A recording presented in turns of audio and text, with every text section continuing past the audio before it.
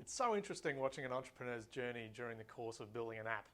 It can be such a complex process and it can take a long time. But I thought today I'd just sort of map a cycle of emotion and how to minimize that emotion during the course of the process. So I've just created a little graph here with the steps of app development: idea, plan, building it, testing it, launching it, and growing it. And I've got a little happy face. Everyone's feeling happy. Everything's growing great. It's okay. We're getting along the process okay. Or, man, I'm just so over this. I'd rather throw 100 grand into a bonfire in the backyard and watch it burn overnight with all my mates than keep going with this project. So how do we minimise that stress? So let's have a look. First, before we minimise it, let's have a look at some of the ideas. So ideas, everyone's pumped. We're really going strong. This is, we're going to make this happen. This is a great project. The plan, you might still stay happy, but you might drop back a little bit once you know sort of the budget and how much time it's going to take to put forward. All these projects take time. Time equals money in software land. So the build process, this is where it starts to get a little bit stressful. We might drop down to, oh, I'm okay, nah, this isn't going well. Hey, I'm moving to testing. Yeah, I've got it ready for testing. Oh no, it's crap, we're gonna get back to build. Oh no, let's add a few more functions. Oh, back to the planning stage. We're still not very happy, but hey, we've got some great ideas, so I'm happy again. I'll go back to testing. Testing, it sucks. I'm gonna go back to build. Hopefully we're getting close to launch and we're starting to get happy. But here's where the work begins. You've got to sell this thing. So, hopefully your team is on the up at this stage. They haven't been totally burnt out by all the stress that's in this build, test and launch process. It's a long process, or it might be short, but it can be quite long. And it's a process. You've got to go through this cycle of what's working and what's not, and testing and release. So how do we minimize that? Well, first, I would have a detailed scope every time.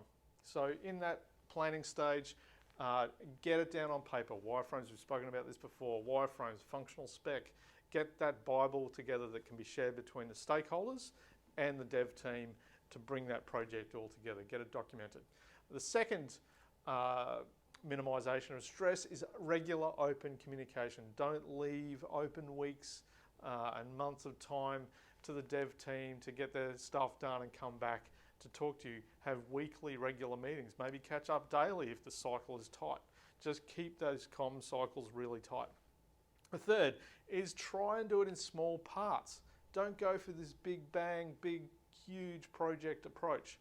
Strip it back. Go for the minimum viable product and then build components on over time.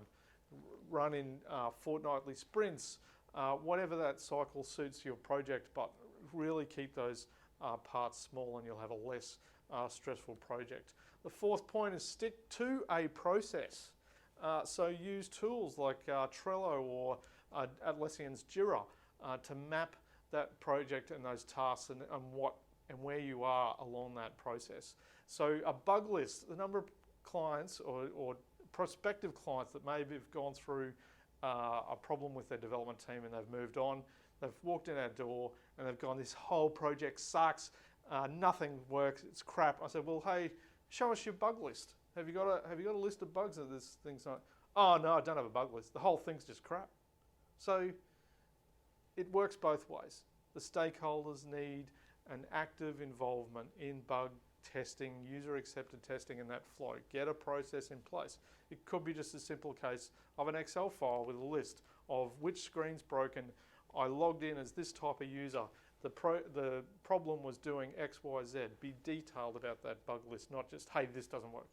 So get detailed, get focused back into using a system, and then tighten up the comms. And the last one is all part of this same thing, the right team. The right team's absolutely critical. They need to be level-headed. You need to have an eye for detail in that testing process and release process, but also see the bigger picture.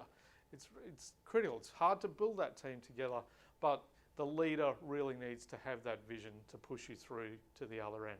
So I'd love to hear your tips for success. I've given you mine, but please put them in the comments about what really rescued your project. How did you get that project through to the other side? It's really easy to tell really bad stories about developers, but I want tips on how to keep your project on track and get it through to the other side.